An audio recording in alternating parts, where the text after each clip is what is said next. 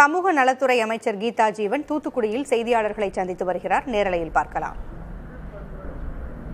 அப்படி ஒரு பெண்களின் நலன் பயக்கக்கூடிய ஒரு அரசு பெண்களுக்கு எதிராக நடைபெறும் பாலியல் வன்கொடுமைகளை புறந்தள்ளுமா இல்லை அதை வேடிக்கை பார்த்து கொண்டிருக்குமா என்பதை நான் இங்கு கேள்வியாக வைக்க விரும்புகிறேன். கடுமையாக நடவடிக்கை எடுத்து வருகிறது, அதுதான் உண்மை. விரைந்து நடவடிக்கை எடுக்கப்பட்டு வருகிறது.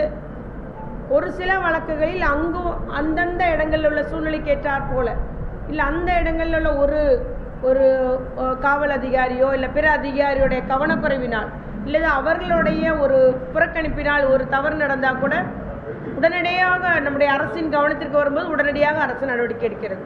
குறிப்பாக அண்ணா நகர் கேஸ் சொன்னாங்க,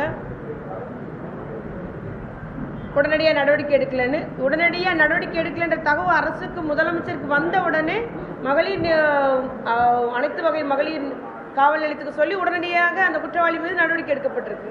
ஆகவே எந்த ஒரு குற்றச்செயல் நடந்தது அரசுக்கு கவனத்திற்கு, முதலமைச்சரின் கவனத்திற்கு, இல்லை உயர் அதிகாரிகளின் கவனத்திற்கு வந்த உடனே உடனடியாக சட்டப்படி நடவடிக்கை எடுத்து வருகிறது தான் இந்த திராவிட மாடல் அரசு, நம்முடைய முதலமைச்சர் அரசு என்பதை நான் உறுதியாக குறிக்கொள்ள விரும்புகிறேன். இன்னும் ஒன்று பார்த்தீங்கன்னா, நம்முடைய வளரிளம் பெண்களுக்கு, அந்த வாலிப பெண்களுக்கு போக்சோ ஆக்டின் கீழே என்னென்ன மாதிரி நடைமுறைகள் இருந்தால் அந்த ஆக்டின் கீழே நடவடிக்கை எடுக்க முடியும் என்பது தெரியாமல் இருந்த நிலை இருந்தது. தொடுதலும் சரி இல்லை வேற மாதிரி ஒரு சமீட்சை செய்யறதும் கூட போக்சோ ஆக்டின் கீழே சட்டப்படி குற்றம் தான்.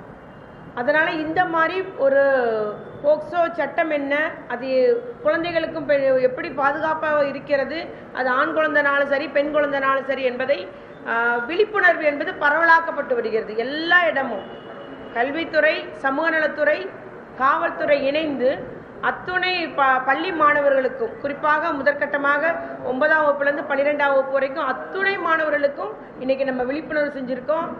அந்த உதவி எண் 1098-181 எல்லா இடமும், அதுபோல் காவல்துறைக்கு 100, எல்லா இடமும் அந்த எண்களை புத்தகத்தில் கூட பதிவு செஞ்சுருக்கோம், எல்லாருக்கும் தெரிய வச்சுருக்கோம். அதன் மூலம் என்னென்னா விழிப்புணர்வு வரும்போது தைரியமாக புகார் கொடுக்க முன் வருகிறார்கள். இதில் என்னென்னா 1098 இருக்கட்டும், இல்லை 181 இருக்கட்டும், 100 இருக்கட்டும், புகார் செய்கிறவங்களுடைய விவரங்கள் வெளிப்படுத்தப்படாது. அது ரகசியம் காக்கப்படும். யார் புகார் சொன்னான்றதே தெரியாது.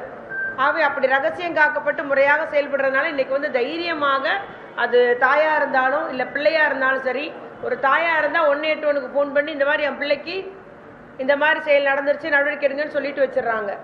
அதே போல் அந்த பிள்ளைகளுடைய நண்பர்கள் ஃபோன் போடுறாங்க, குழந்தை திருமணம் நடக்குது, உடனே நடவடிக்கை எடுங்கன்னு. ஆகவே அந்த அத்துணை உதவி எண்களும் நல்ல முறையில் செயல்படுது. விழிப்புணர்வு ஏற்படுறதுனால எல்லாருமே இன்னைக்கு புகார் கொடுக்க முன் வருகிறார். நம்முடைய முதலமைச்சர் மீது இருக்கிற நம்பிக்கையினால் புகார் தர நம்முடைய பிள்ளைங்க எல்லாருமே முன் வருகிறார்கள் என்பதுதான் உண்மை என்பதை நான் இங்கு உறுதியாக கூறிக்கொள்ள விரும்புகிறேன். ஏன்னா வழக்குகளுடைய எண்ணிக்கை அதிகரித்து வருது. சிலர் சொல்றாங்க ரொம்ப அதிகமாயிட்டு வழக்குகள் இப்போ நீங்க புகார் சொன்னா உங்களுக்கு வழக்குகள் பதிக்கப்படும், யாருன்றத ரகசியம் காக்கப்படும், ஆனா குற்றவாளிக்கு தண்டனை வாங்கி தரும் இந்த அரசு அப்படின்றத நம்ம எல்லா இடமும் போய் பிள்ளைகள் மத்தியிலையும், வாலிப பிள்ளைகள் மத்தியிலையும், கல்லூரி மாணவி மத்தியிலும் நாங்கள் விழிப்புணர்வு செய்து வருகிறோம். அதனால்தான் இந்த ஒரு புகார் கொடுக்கப்படுகிறது. அதே நேரம் அதிமுக அண்ணா பல்கலைக்கழக மாணவி பாலியல் வன்கொடுமை நிகழ்வு குறித்து அமைச்சர் கீதா ஜீவன் தூத்துக்குடியில் செய்தியாளர்களை சந்தித்து வருகிறார். துணிவாக புகார் அளித்த அந்த மாணவிக்கு தன்னுடைய பாராட்டுகள் என்றும் தெரிவித்திருக்கிறார். இதுபோன்று பெண்களுக்கு எதிரான குற்றங்களில் ஈடுபடுவோர் மீது கடும் நடவடிக்கை எடுக்கப்படும் என்றும் கூறியிருக்கிறார். மாணவிகளுக்கு போக்சோ சட்டம் குறித்த விழிப்புணர்வை அரசு தொடர்ந்து அளித்து வருவதாகவும் அவர் கூறி வருகிறார். கூடுதல் விவரங்களை பின்னர் பார்க்கலாம்.